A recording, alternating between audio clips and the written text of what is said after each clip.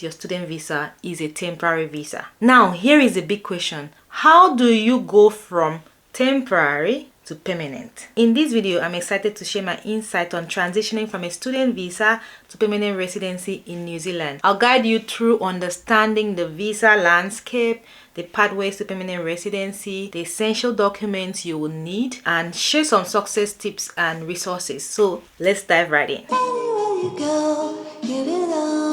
Kia ora and welcome to my channel. I'm the Sassy engineer, your favorite Naija down under New Zealand. As someone who's been through the student visa process and witnessed the pathway to permanent residency firsthand, I know how exciting and sometimes overwhelming this journey can feel. I understand the challenges and rewards that come with it, so allow me to hold your hand through this process. New Zealand is a dream destination for international students, offering world-class education, breathtaking scenery, and high quality of life all in one package. But beyond studying here, many dream of planting deeper roots and calling New Zealand home through permanent residency. So let's dive right in. To start, there are a few types of student visa, not a lot compared to the types of work visa we have, but the most common ones are fee-paying student visa. This is for full-time international students paying their own fees, or even if you're on scholarship, you fall under fee-paying student visa. I've talked about this on my channel, but because this is a normal visa for almost all international students, I just simply call it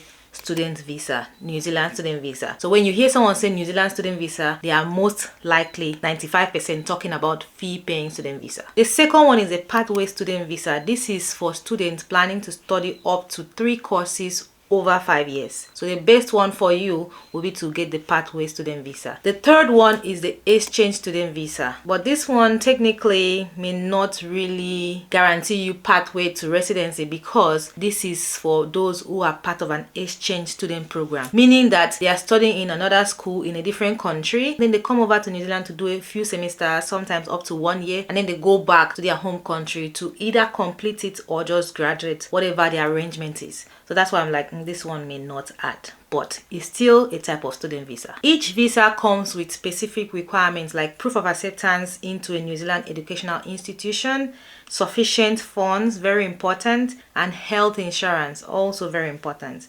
And there are some other ones that are specific to each of these visas. It's crucial to distinguish between permanent and temporary residency. So what's the difference between the two? The key difference lies in the rights and opportunities that permanent residency offers. For instance, ability to live, work, and study in New Zealand indefinitely. You can't have that on a temporary visa because a temporary visa permits you to stay for a limited time for specific purposes like study or work. So for instance, your student visa is a temporary visa. Now, here is a big question. How do you go from temporary to permanent?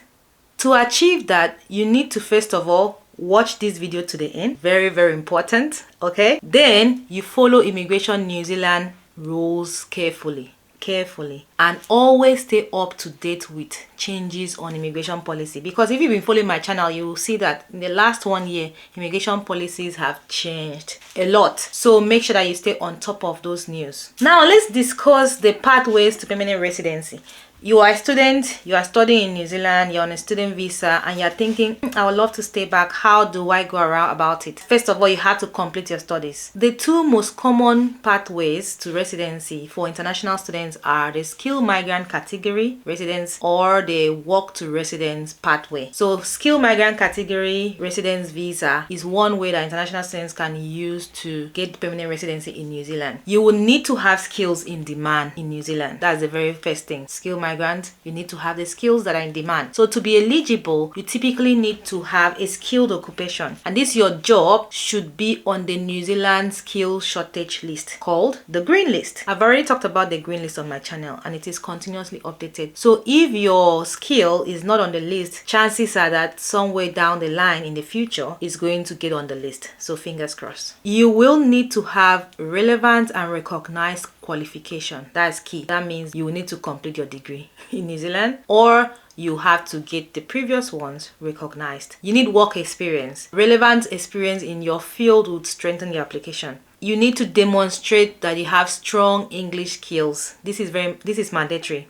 It's not important for student visa. That one is between you and the university that is giving you admission. But for permanent residence application, it's important to show that you have strong English skills. So you may need to write exams. There are certain conditions that you will need to meet actually, and there are ways that you can get exempted because you're studying in New Zealand. But that's just something that you have to look out for, because that is a criteria for skilled migrant category residence visa. And you also need to meet a points threshold to be eligible for skilled migrant category residence visa. I've already discussed this point threshold on the channel. Remember, it used to be around like 180, then they streamlined it to 6-point system. As a student who studied in New Zealand, your chances of getting skilled migrant category resident visa is higher because you already have a degree that is recognized by New Zealand, and hopefully you had a few work experience here and there that you can add up to get the point. So watch that video, the link is here, to know what you need to do to meet the points threshold. Then you have the work to resident pathway. Under the work to resident pathway, you have the post-study work visa,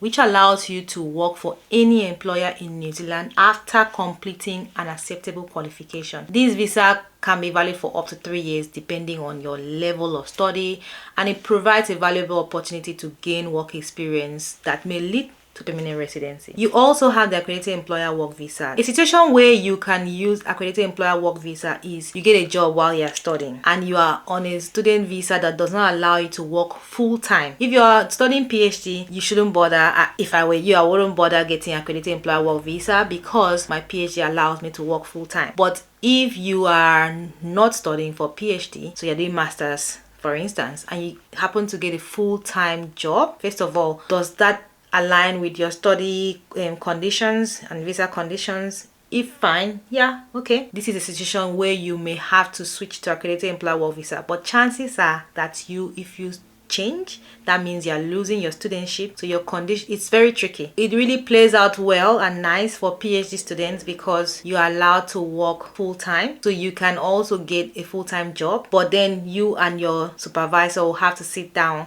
and agree on terms. How are you going to deliver on your PhD goals? Right. Gaining work experience in a role related to your field can open doors for PR. Remember that whatever job you get, your qualifications and work experience should align with New Zealand's green list. If they do, you are one step closer to PR. Let me recap. The process is like this. You study in New Zealand.